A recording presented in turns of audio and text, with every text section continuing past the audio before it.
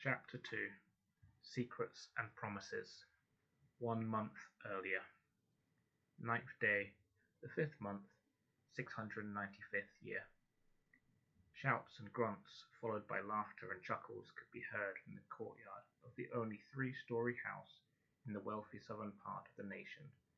The house was the familiar square design of brick that belonged to the rich, but its extra level made it stand out amongst the normal 2-story houses that had been built nearly a century earlier. The streets and better houses were designed by those who had stored wealth and decided to extend the growing nation. Each street had been made wide enough for 2 carts to pass side by side, and each had a row of houses down either side. The courtyard to the rear of the houses was shared by another row of houses, their backs facing the courtyard and fronts leading onto another street. These changes had been the first signs of a class divide, bringing subtle divisions amongst this innocent and mostly united people. "Ha! I win again!" came the shout from Dragatu. "You should really stick to your inventions and animals," he said as he held Eunyalus in a chokehold. Their playful wrestling had come to a stalemate. However, Dragatu had finally shifted his weight and moved his arm over Eunyalus' corn-yellow shoulder-length hair and around his neck, linking his hand to his wrist. He applied pressure. Eunyalus squirmed with his whole body, grabbing with his toned but strong arms, trying to get a hold of Dragatu. The intense struggle continued under the warmth of the high sun. Locked by Dragatu's ox-like strength and muscular bulk, Eunyalus was like a fly trying to escape a spider's web. Finally, he accepted defeat and tapped out. "Well done!" shouted Brannon, leaning against the stone wall that ran down the side of the courtyard of their deep red brick house. Dragatu made his quick boast, released Eunyalus, and they both stood up. They breathed heavily and bowed their heads, acknowledging the praise. "I'm so blessed to have such strong sons," Brannon continued. "Thank you, father. We learn from the best," Dragatu said, looking up at his father, who stroked his short black beard out of habit. The beard was the only thing, apart from age, which separated Dragatu and Brannon in their facial appearance. Dragatu had inherited his father's strong, square jaw and jet black hair, and people always commented on how similar they looked. Brannon's habitual movement was followed by a sly grin and playful retort. "And who was that then, eh? I'll not have another man teach my sons to fight." There was a brief silence, and Dragatu struggled not to roll his eyes. Brannon suddenly let out a bark-like laugh, in feigned surprise. "Oh, you meant me!" Dragatu couldn't help but sigh. Eunyalus wasn't exactly sure what was so funny, but smiled and nodded, humouring his father. "Okay, I'm sorry. That was a bad joke," Brannon admitted, through deep chuckles. "Eunyalus, I guess you'd prefer something that's a bit more sensible." Eunyalus hesitated, unsure how to reply, but finally nodded. "Well, how about you go inside and get Phenon for me? I've something I want to discuss with the 3 of you." Eunyalus nodded once, turned around and walked with his head held high and back straight, as he always did. With Eunyalus gone, Dragatu took the chance to discuss his wrestling. "Do you think Eunyalus will ever beat me?" "Probably not. You're very strong and very skilled," Brannon replied. "So you agree that I'm the best?" There was a brief pause. "Yes," Brannon said hesitantly. "You are the best at wrestling. But remember that everyone is good at something. Your brothers have amazing strengths that make them special. It's not always the strongest that succeeds. It's often the wise, or even the compassionate. But if you're strong, then you can beat them in a fight." Brannon frowned and opened his mouth to speak, but as he did, Eunyalus and Phenon appeared from the open back door of the house. "We'll talk more about this another time," he replied quietly. The other 2 boys strolled over, Phenon smiling widely at his father, and they both stood beside Dragatu. "Thank you, Eunyalus." Brannon smiled and turned to Phenon. "Are you having a good day?" he asked, his voice gentle for his sensitive son. "Yes, father," he replied, bouncing on his toes. "I was just helping mother prepare some snacks." "That's very kind of you. What do you say, Eunyalus?" Dragatu. "Thanks," they replied in unison. Phenon's round, baby-like face beamed with joy. he felt from knowing he had helped. "I've some exciting news for you," Brannan declared as he crouched down and placed a hand on the dry, dark brown soil. "Sit down, my sons," he continued soberly, "and listen well." They obeyed. "When I was your age, this ground was green with fresh grass, but now it's hard and difficult to maintain. Do you understand why this has happened?" Eunyalus answered first. "Because the number of people has grown dramatically, and we don't have enough water for everyone." "Correct," Brannan replied. "We know from the records people have left, and from the Book of Law, that our ancestors have been here for 695 years. We've always had what we needed, and never had a reason to search beyond the land we already know." He stopped for a moment and stared at the soil as he crumbled it between his fingers. "In more recent times, some people have taken it upon themselves to explore. This is out of desperation. We really need to find a new water source that would be big enough to help us, but no one has been successful." He stopped talking. As he crouched, he began to draw on the surface of the dry dirt with his finger, drawing a circle to show the nation, and continued to draw a rudimentary map. Once it was finished, he spoke. "Those who went east, beyond the ore pits, only found canyons and mountains. To the south is the salty sea that can't be used. The forests in the west appear to go on forever, and only small lakes have been found." He started to make a lot of little dots to the north of his map, pressing hard with his fingernail. "The one place that hasn't been explored is what lies beyond the desert to the north." The boys took a sharp intake of breath, preempting what was to come. "I wish to explore and find what's beyond the desert," Brannan declared, confirming their thoughts. "I believe there must be land beyond it. We know of the lions that sometimes appear and try to take our livestock. Surely they must come from somewhere. If we explore, we could find where they come from, and there might be water that can be transported here. This will help those who are suffering, and we can stop this problem before it gets worse." The passion in his voice showed his love for the people. There was a long pause, and the reality of what their father suggested sunk in. Finon spoke first. "Isn't it too dangerous?" "It could be dangerous, but I believe we can do this. We can find the water that will save many people," Brannan repeated, adding a reassuring smile. "We?" Eunyalus asked, noting the term had been used a few times.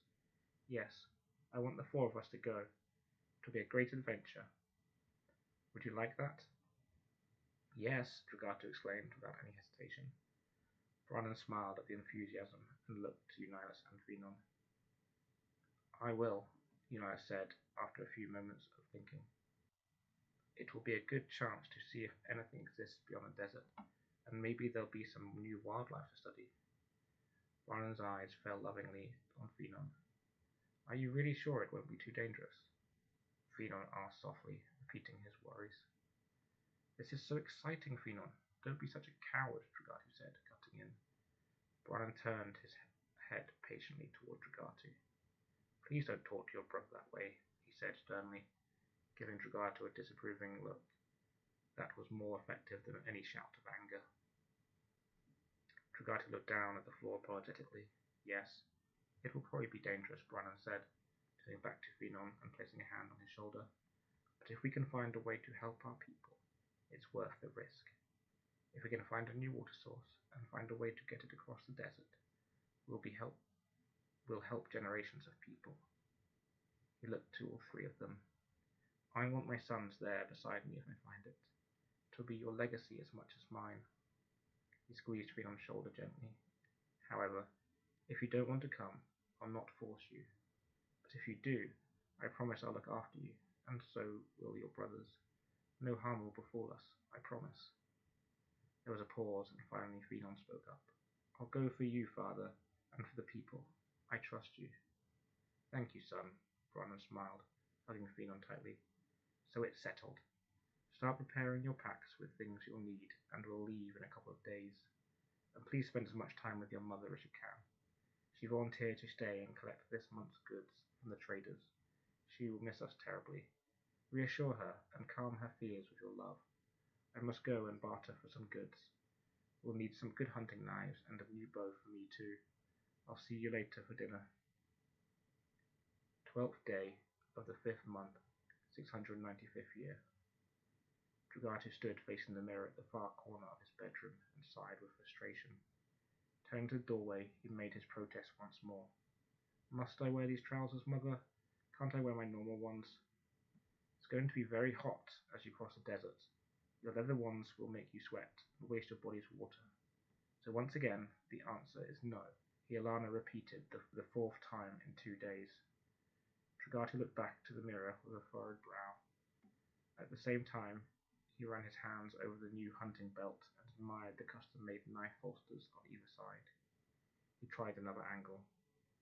Can I take them with me in my pack? There could be anything beyond the desert. I'd rather have them than these stupid cotton things if I need to hunt. Hialana finally gave in. Fine, but I'll speak to your father, and he'll make sure you don't put them on while crossing the desert. You don't want to make your journey any harder than it already is. Dragatu gave a half-smile. Thanks, he said, turning back to his bed that lay parallel to the far wall of the room. He folded up the leather trousers and added them to his bearskin pack. With one last glance at the mirror, he swung the pack over his shoulder. He walked between the 2 other beds that were either side of the room and followed his mother downstairs. Is everything okay? Bran asked as Hialana and Dragatu stepped from the front door into the shadows cast by the houses in the fragile light of dawn. Yes, it's fine, Hialana said, smiling softly. Just make sure he only wears the cotton trousers while crossing the desert.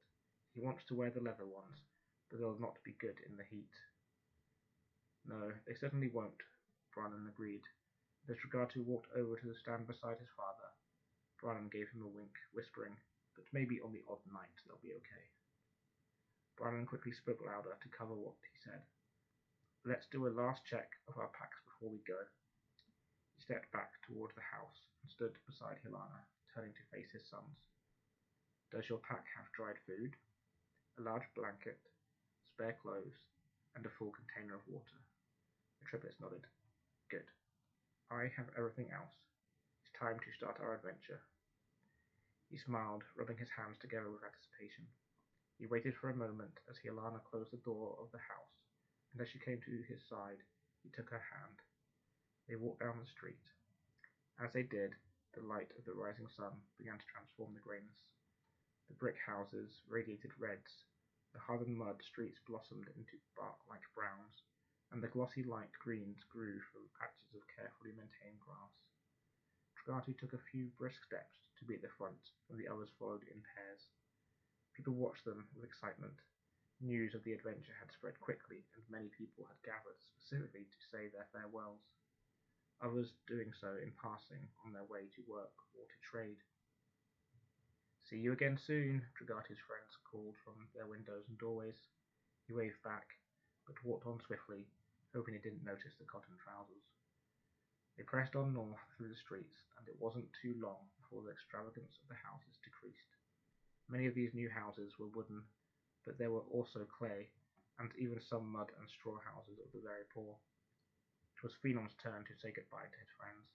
They hugged him goodbye, thanked the family for what they were doing, and quickly made their way to work. By high sun, they reached the farms, and it was time to say goodbye to Hialana. Phenom was the first. I'll miss you every day, he said, crying and hugging her tightly. When he let her go, Eunolos took his turn.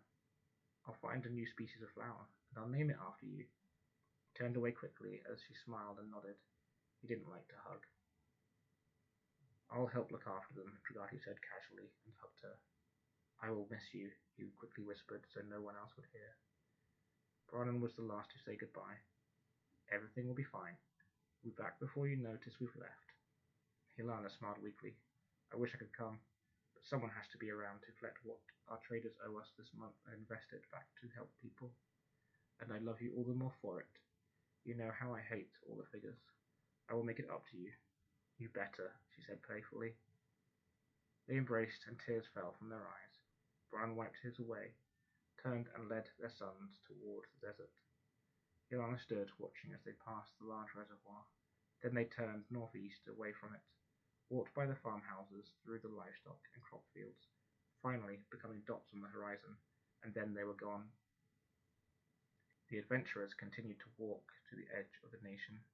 As they did, the grass of the fields turned to dry mud, like their courtyard, and by late afternoon it became sand.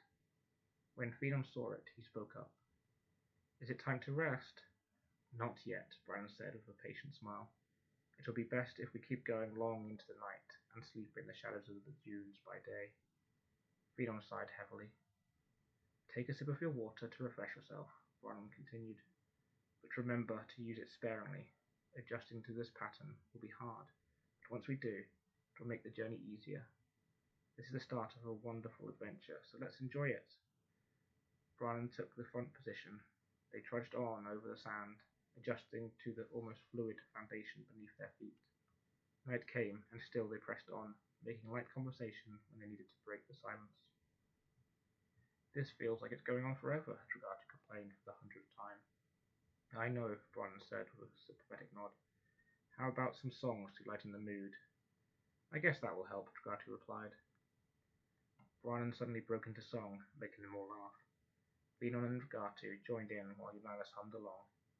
The rest of the night's walk passed in song, and finally, to everyone's relief, Brian stopped walking. "I think this will be a good place to stop," he said. "This dune is high, and this position will give us shade until late afternoon." The moment he said stop, the boys dropped their packs and lay down, stretching their aching muscles. However, it wasn't long before they felt the cold of the night and took out their blankets. Brian took out the main sheet of the tent from his pack and put some poles together, creating a makeshift roof to cover his sons. "I'm going to go hunt for some desert animals. We'll need plenty of food, and tomorrow we can dig some more water. I'll be back soon. Sleep well." "Night," Dragatu and Eunyalus said half-heartedly as they drifted to sleep. Phenom said nothing, already curled up and breathing rhythmically. Brian smiled affectionately at Phenom, took his bow, and climbed up the dune to scout the area. It was late afternoon, and the sun crossed to their side of the dune. The intensity of the light woke the three boys.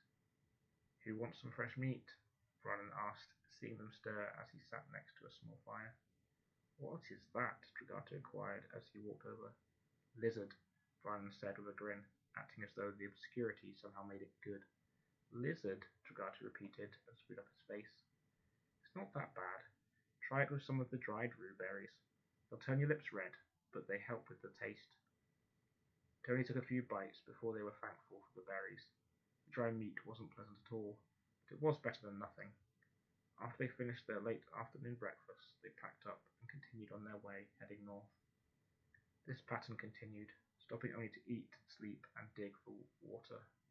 The monotony and physical exertion was the most difficult thing any of them had experienced.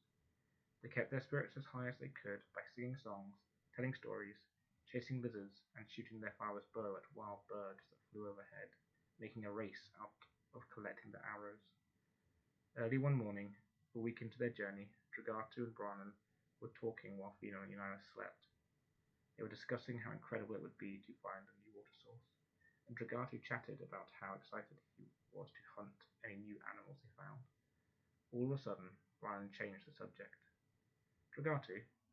Dragatu stopped talking and waited. "I have something important I want to speak to you about."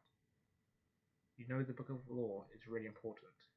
"Of course," Dragatu said, a bit confused by the sudden serious tone. "You know I've read it." "What does it teach us, Dragatu?" Dragatu had only read it once and hadn't paid much attention. After a brief pause, he remembered the basics. He spoke confidently so his father wouldn't be disappointed. "It contains the laws and teachings that we must obey to please the Creator. Then, if we obey what is said, we will return to live with the Creator when the Creator comes to judge the living and the dead." "Good," his father said with a nod and knowing smile. "And where did it come from?" Dragatu couldn't guess why his father was asking these questions, or what purpose they served, but answered obediently. "The Creator gave it to our first parents nearly 700 years ago." "Good," Brian repeated. "I have something important to tell you." He took a deep breath.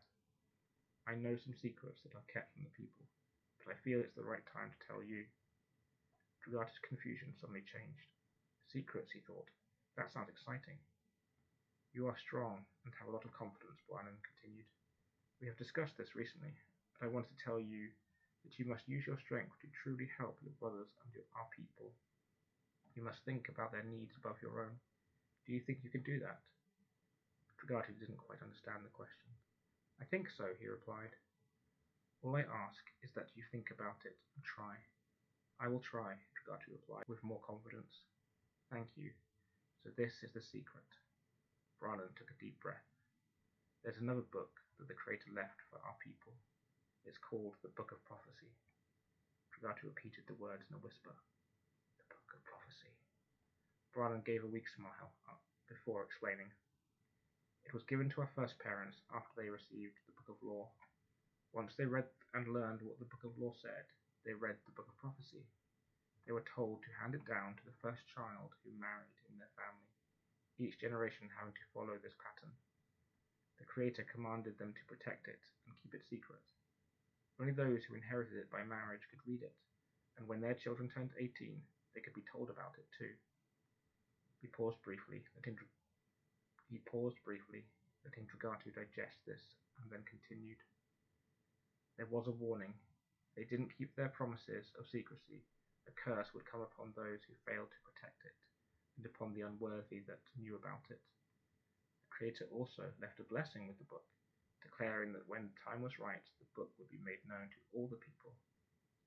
Dragatu was overwhelmed with questions. What does the book contain?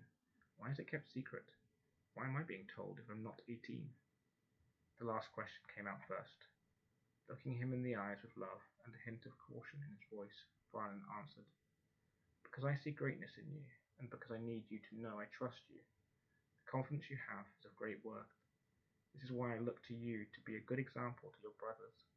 The 3 of you may have been born together, but you are all so different. I need you to protect them and help them learn to be confident. But you must learn from them too. They have strengths that can teach you to be an even greater man than you would be by yourself. Can you promise me that you will always look after them and learn from them? Of course, was the best Dragatu could muster after the shock of the revelation. He had barely taken in what had been said, but finally his shock turned to enthusiasm. When can I read it? He blurted. You can't yet, Brannan said with a frown. Remember that it goes to the first to marry. Maybe one day that'll be you, but if it's not, you must not read it. You must protect it, so that it stays secret. I have told you about it so you can be ready to either read it, or learn to accept that you may never read it. Protecting it is the most important thing. This is what the Creator wants from us. Protecting it is the first commandment, and reading it is only a luxury some are privileged to experience. But one day, all will get to read it. Do you promise to always protect it? Dragatu found this hard to accept. The name alone gave it an air of importance and made him want to read it. The Book of Prophecy. The Book of Prophecy, he repeated in his mind, feeling the mystery of this book. But finally, he had to say something. I promise, he said, trying to hide his frustration and intrigue. But he decided to push for more information. So what exactly is in it? Brannan laughed. If I told you that, you might as well read it. What you can probably already guess from the title is that it contains prophecies that reveal parts of the future. This is a huge responsibility to have, and a great gift from the Creator. He bowed his head and sighed. Wow, Dragatu said with a gasp. The future. I wish I could read it. Brannan looked up sharply. Always remember your promise, Dragatu. I've told you before your time because I trust you and need you to prepare yourself for the future. It is best not to dwell on the book, though. We will talk about it some other time, but only when we're alone. Your brothers will find out when they are 18. Do you understand? Yes, father, Dragatu said, wondering what was meant by need to prepare yourself for the future. Does he know my future? Dragatu wondered, but was interrupted. There's one more thing. I want you to have this. Brannan reached behind him and pulled out a book from his pack. It's a journal that I want you to keep, he said, handing it over. I think it would be good for you to write down your success and achievements. Thanks, Dragatu said weakly as he took it. He hated writing, but accepted the book with exaggerated gratitude. Thank you for this gift. I probably won't use it, he thought, as he put it into his bag. Now let's get some sleep, Brannan said. With that, he lay down on his blanket which rippled as the sand shifted beneath it. Dragati did the same, but found it hard to sleep. He couldn't stop thinking about what he had been told. However, after a long fight with his thoughts, sleep claimed him. The journey continued much the same as it had before. From time to time, Dragati tried to talk more about the Book of Prophecy, but Brannan deflected him. It's your job to protect it and keep it secret, he would say. You must keep your promise. We can talk about it more when we get home. Dragati finally gave up and focused on the adventures that lay ahead. A few more days went by, and the pains of the journey were taking their toll. How long must we go on like this? Phelan asked, completely exhausted and noticeably thinner. I'm not sure, Brian replied, his optimism and desire for adventure nearly spent. Let's give it another day or two. If we haven't found anything, we can turn back. They all agreed this was best. The idea of turning back sickened Brannan, but this struggle couldn't go on forever. That night, they laid down to sleep, wondering if tomorrow they would turn back. Part of them really hoped they would, if only to have some achievable goal. It was as though the desert went on forever. I can see hills, Enoya shouted flatly as he stood on the ridge of a high dune, scouting the area before they decided what to do. The others were sprawled on the sand, having just woken, but at his call they leapt to their feet, sand flying behind them as they ran. Eunyas pointed from the ridge that was surrounded by sand in all directions except one. They stared in wonder at the faint outline of the hills in the distance. I can see green, Phelan called out. They shouted for joy, hugging each other without reserve. Brian cried a couple of tears, relieved that they had found something at last. Come on, let's go, Brian said, nearly falling down the dune as he ran towards their packs. The boys followed him with similar enthusiasm. They ate and packed in haste, and under the setting sun began to walk briskly towards the hills, excited to see what adventures lay ahead.